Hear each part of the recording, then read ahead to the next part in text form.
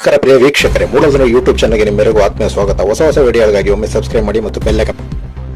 ನಮಸ್ಕಾರ ಪ್ರಿಯ ವೀಕ್ಷಕರೇ, ಮೂಲಧ್ವನಿ ಹಳ್ಳ ಪಬ್ಲಿಕ್ ಪವರ್ ಕನ್ನಡ ಯೂಟ್ಯೂಬ್ ಚಾನಲ್ಗೆ ಒಮ್ಮೆ ಸಬ್ಸ್ಕ್ರೈಬ್ ಮಾಡಿ, ಬೆಲ್ ಐಕಾನ್ ಪ್ರೆಸ್ ಮಾಡಿ. ಹೊಸ ವಿಡಿಯೋಗಳನ್ನ ನೋಡ್ತಾರೆ, ಶೇರ್ ಮಾಡಿ, ಲೈಕ್ ಮಾಡಿ, ಕಮೆಂಟ್ ಬಾಕ್ಸಲ್ಲಿ ಕಮೆಂಟ್ ಹಾಕಿ.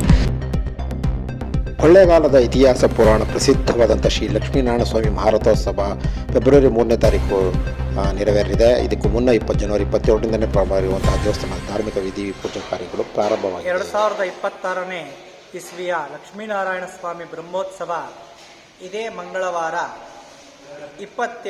ಜನವರಿ 27ರಿಂದ ಪ್ರಾರಂಭವಾಗಲಿದೆ. ಹೇಗೆಂದರೆ ಬೆಳಗ್ಗೆ ಅಭಿಷೇಕ, ಅಂಕುರಾರ್ಪಣ, ಹಾಗೆ ಮಾರನೆಗೆ ಧ್ವಜಾರೋಹಣ ಮತ್ತು ಹಂಸವಾಹನ, ಶೇಷವಾಹನ, ಹಾಗೆ ಉತ್ಸವ. 31ನೇ ತಾರೀಕು ಸೌಮ್ಯಲಕ್ಷ್ಮಿ ಕಲ್ಯಾಣ ಆಗತ್ತೆ.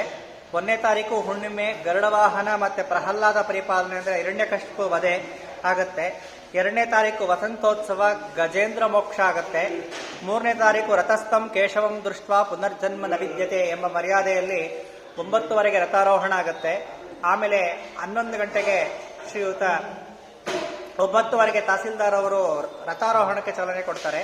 1:15ಗೆ ರಥ ಎಳೆಯಲು ಮಾನ್ಯ ಶಾಸಕರಾದ ಕೃಷ್ಣಮೂರ್ತಿ ಅವರು ಬಂದು ಚಾಲನೆ ಕೊಡ್ತಾರೆ. ಹಾಗೆ 4ನೇ ತಾರೀಕು ಬೆಳಗ್ಗೆ ಪೂಜೆ, ರಾತ್ರಿ ಶಯನೋತ್ಸವ ಆಗುತ್ತೆ.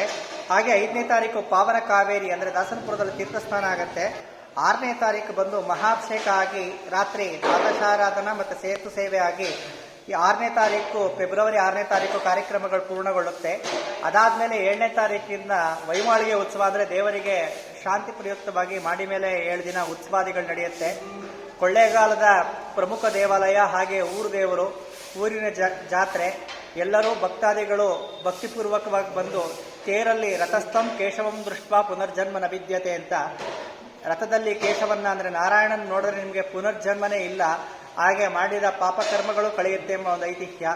ಹಾಗೆ ಇದು ಪ್ರಾಚೀನ ರಥ. ಹಾಗೆ ಪ್ರಮುಖವಾಗಿ ಯುವಕರು ಬಂದು ರಥವನ್ನು ಎಳೆದು ಹಾಗೆ ಭಕ್ತಿಪೂರ್ವಕವಾಗಿ ನಡೆದುಕೊಂಡು ಪ್ರಸಾದ ಸ್ವೀಕರಿಸಿ ಕೆಲಬೇಕು.